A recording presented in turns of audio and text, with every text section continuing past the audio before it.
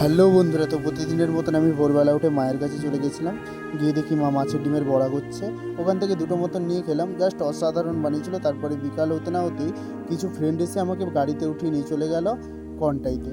গিয়ে দেখি ওরা আমার জন্য কী সব ব্যবস্থা করেছে।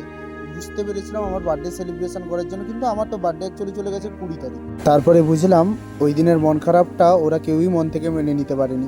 তার জন্য একটু আনন্দ দেওয়ার জন্য আমার জন্যই এত কিছু আয়োজন। তারপরে এইদিকে পাপাই কেকটা খুলে নিয়েছিল।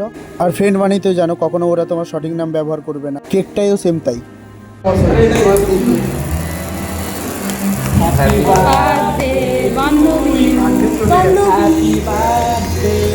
সেলিব্রেশনের পরে আমি একে একে কেক খাইয়ে দিয়েছিলাম। আমাদের মধ্যে যিনি সব থেকে সিনিয়র রাহুল দা, ওকে দিয়ে স্টার্টটা করিয়েছিলাম।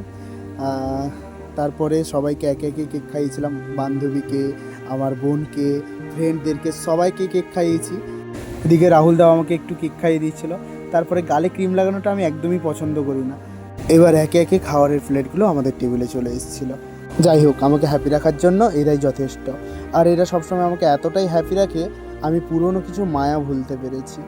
আর এত কিছু আয়োজন পুরোটাই ওরা নিজেরাই করেছে, আমাকে এর মধ্যে কোনো কিছু করতে হয়নি।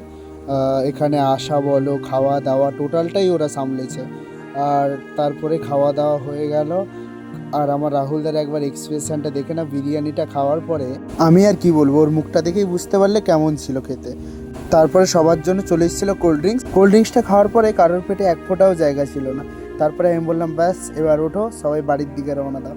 বাই বাই ফ্রেন্ড, আবার দেখা হবে। সবাই ভালো থেকো, সুস্থ থেকো, নিজেদের খেয়াল রেখো, আমার পাশে থেকো। আর আমার ফেসবুকে নতুন পেজটাকে সবাই ফলো করে দাও। Bye bye.